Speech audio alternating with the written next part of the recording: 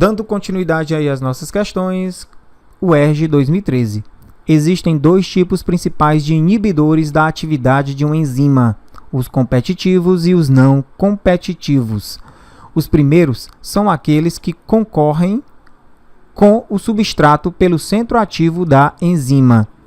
Considere um experimento em que se mediu a velocidade de reação de uma enzima em função da concentração de seu substrato em três condições: ausência de inibidores, presença de concentrações constantes de um inibidor competitivo e presença constante de concentrações constantes de um inibidor não competitivo.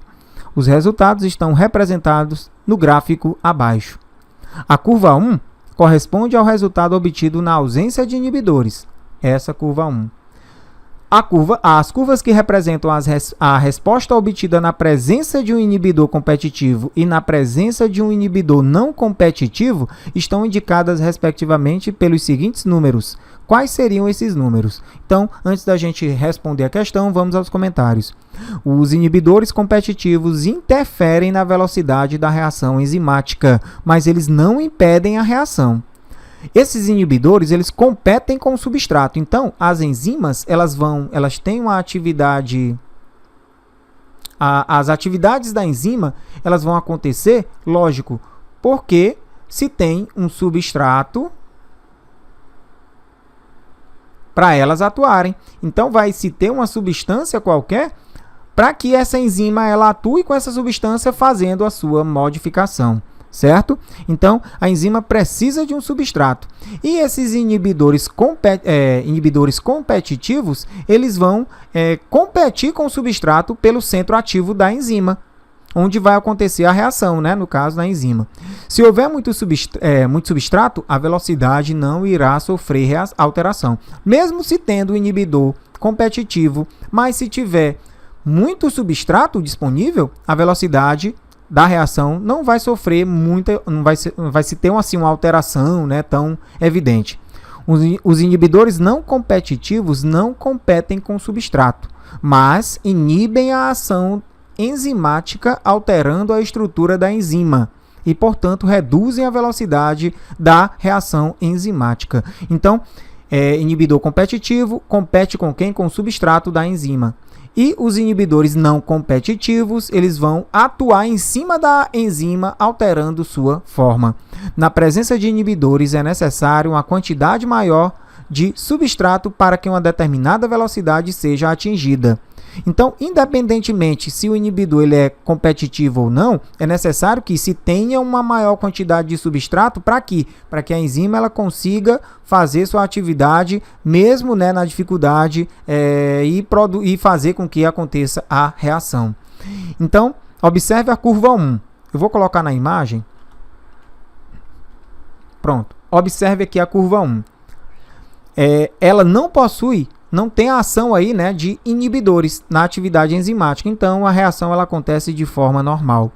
A velocidade máxima de reação ela é atingida na inibição competitiva. Vocês podem ver aqui, ó, que quando a reação ela é competitiva, a velocidade máxima de reação ela vai acontecer. Claro, se tendo uma grande quantidade de substrato. Então, muito substrato, ó, olha aqui, ó, pelo gráfico, a gente vê que a concentração de substrato ele vai aumentando com o passar da linha, não é? Então, quanto maior for a quantidade de substratos, no caso aqui dos inibidores competitivos, ó, maior será a velocidade da reação.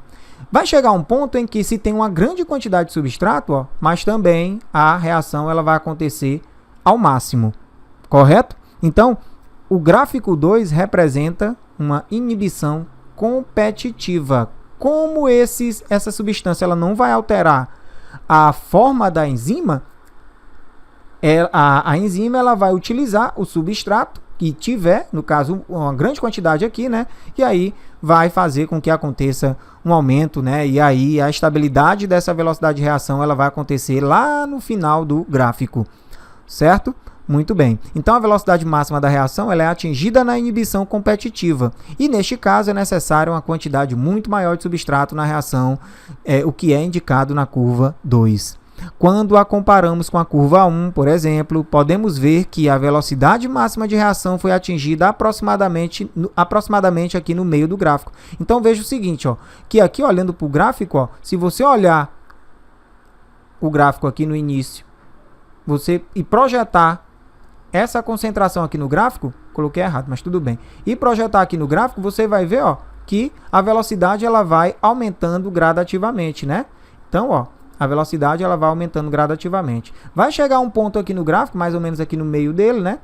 Em que, aqui mais ou menos, em que, ó, a velocidade da reação, a concentração de substrato aqui mesmo maior, né? A velocidade da reação ela vai se manter.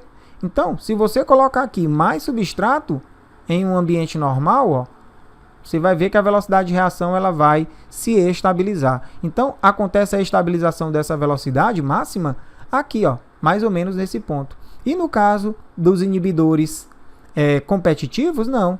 Essa reação ela vai se estabilizar aproximadamente nesse, se a gente projetar aqui, né, ó, aproximadamente nesse ponto. Tudo certo? Muito bem. A velocidade máxima de reação é atingida na inibição competitiva e, neste caso, é necessária uma quantidade muito grande de substrato, que é indicado aí na curva 2. No caso da inibição não competitiva, a não competitiva é aquela que sofre mudança, né, na estrutura da enzima. Essas enzimas elas não vão conseguir atuar no substrato, e a velocidade máxima da reação não é atingida, o que se indica aí no gráfico 3. Então, se houver mudança na estrutura da enzima, lógico, é necessário que se tenha uma grande concentração de substrato para que aconteça estabilidade, ó. Mas a performance dessa enzima ela vai ser prejudicada e, consequentemente, a velocidade máxima da reação nunca vai acontecer.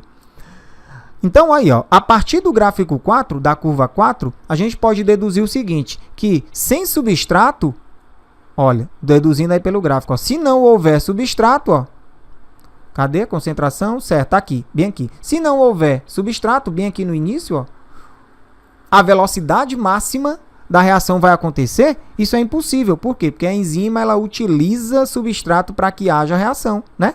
Então, não existe atuação da enzima se não houver substrato. Então, se você ver aqui na concentração, ó, concentração mais ou menos aqui de substrato, olha lá, ó, o ponto de a reação, está acontecendo reação, e quanto maior a quantidade de substrato, menor vai ser a velocidade de reação. Isso aqui é totalmente falso, não existe. Isso daqui não é para análise, né, de uma determinada enzima aí em uma determinada condição.